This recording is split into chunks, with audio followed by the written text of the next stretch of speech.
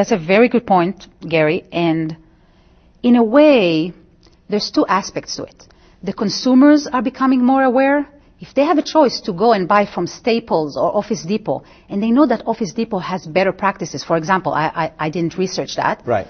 They would tend to buy from a company that has better conscious practices. Now, conscious, what does it mean? Yeah. They're aware of the community. They're aware of the product they're producing and their toxicity. They're aware of the life cycle of the product and what it's doing to the environment.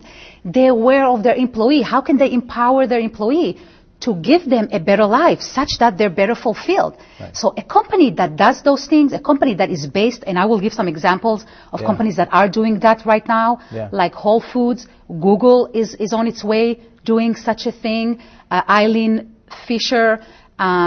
And I'm giving all those examples because if you have a choice as a consumer to buy from a company that is doing good, why would you spend your money for a company who's totally oblivious, who is totally misrespecting the environments, its employee, its partners, and have really old, archaic business practices? You would rather give your money to a business that does good. That's one aspect of the consumer. Right. From a business perspective, this is a huge mega trend. What do I mean by mega trend? There has been significant research among the VC funds. VCs are venture capital companies who look at what is the next new trend that we need to invest in. They have found out that conscious business, which means socially responsible, green, investing in people and human spirit, this is a $250 billion industry. Worldwide, it's $640 billion industry. So just from a business perspective, there's a huge market here for businesses to say, oh, okay, if I need to become conscious, what does it mean? What does it mean for my practices? What does it mean for my management and for my leadership team? What kind of vision do I have? What is my marketing campaign to my consumers? Like, for example, Walmart. Why all of a sudden Walmart, of all companies, decided to go green? What is this? Is this a marketing gimmick? Or are they really becoming more enlightened? They're like, wow, the environment is really suffering. Maybe because there is a demand for it. Okay. You can't not do Exactly, that. exactly. So it's basically, what you're seeing here, you're seeing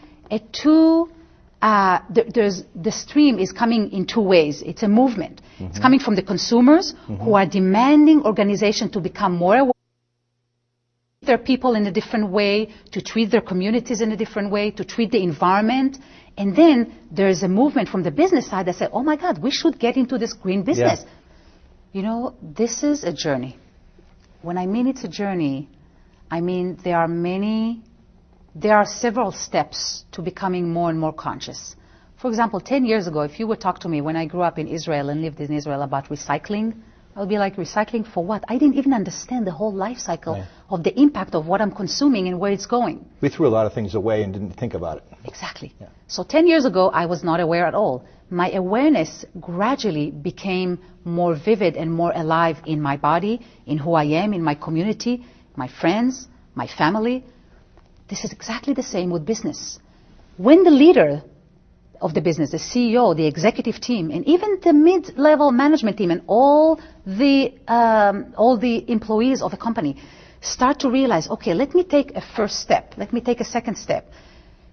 The suggestion of the Conscious Business Center, and this is what we've been actually doing the last year and a half. I've had a team of about 20 people. Some of them are professors at Stanford, at MIT, people who studied holistic healing, people who actually have the business view and the more holistic, integral view of life.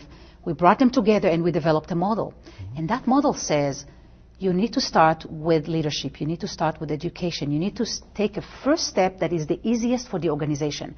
So we've developed a model that shows if a company, for example, we're working now with Yahoo and HP and Sun to try to see how can they integrate such programs into their organization. And you start program by program until it becomes something that everybody adopts.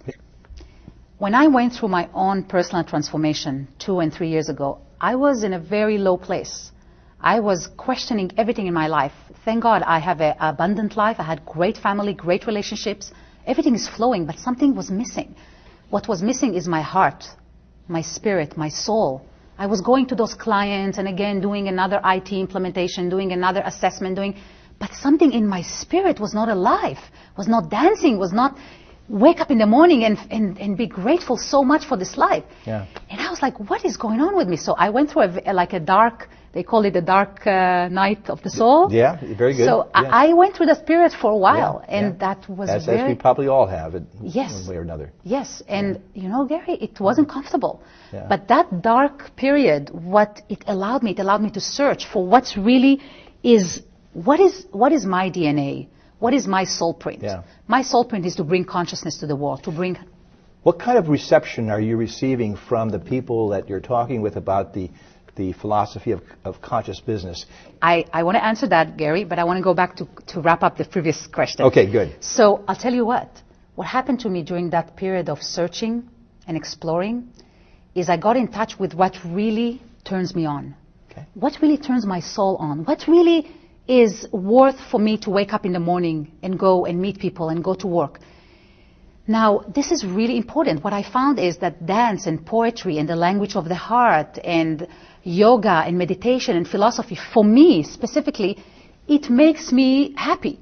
And that happiness, when I experienced during my travel to Bali and to Costa Rica and studying with all those groups of people who had the same interest, it brought a level of such freedom and such pleasure and such joy. It's not really pleasure, it's actually joy.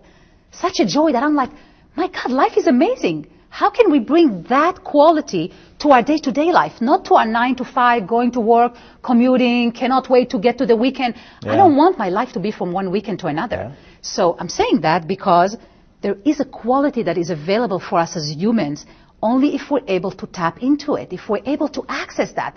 And there's a way to access that. And I believe that businesses, and especially business leaders right now, like Google and Yahoo and all the other cutting-edge companies that are out there, they have the capacity to allow that human potential to come.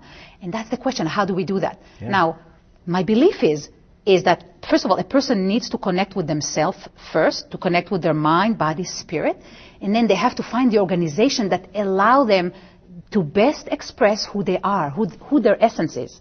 So that's to close the other question right. of what's possible. And when I saw what's possible, I was like, this is what I want my life to be, to bring to humanity, to bring to the business world specific what is possible for them, what is possible for the people and for the organizations that are running those people. Well, Natalie, we have just probably a couple of minutes left or so. How about just some last words about what we've been talking about?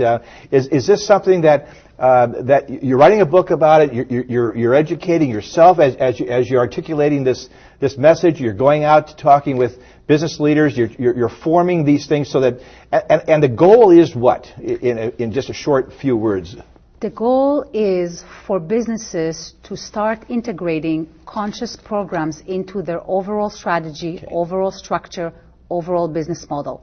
Like I mentioned, we created a whole methodology that shows how can businesses start integrating conscious values into their day-to-day operations. How can they integrate it in their leadership, in their operations, in their green practices, right. and how can they support their people such that they are creative, expressive, alive, and happy to come to work. Could you imagine kids, like, you know, when we go to kindergarten, when Jonah goes to school, he's happy, he plays, he goes around. Yeah. Can we imagine workplaces being like that? That would be a change. You know, that would be a change. Yeah, like humans human reclaim who they are. Yeah. They reclaim their joy of life. I like it. I like it a lot, Natalie. You're a great spokesperson for it. And I'll tell you, don't step in her way. Don't get in her way because she's going to do what she says she's going to do. A fascinating woman, just the tip of the iceberg. Fascinating. Ladies and gentlemen, thank you very much for joining us on Minding Your Business, joining Jonah and Valerie and George and Jonathan and Emerson and all these guys. You be nice, you be kind, you drive carefully, no road rage, you love everybody, yourself first, and your neighbor and your children, your family. Good night, everybody. Good night. Beautiful.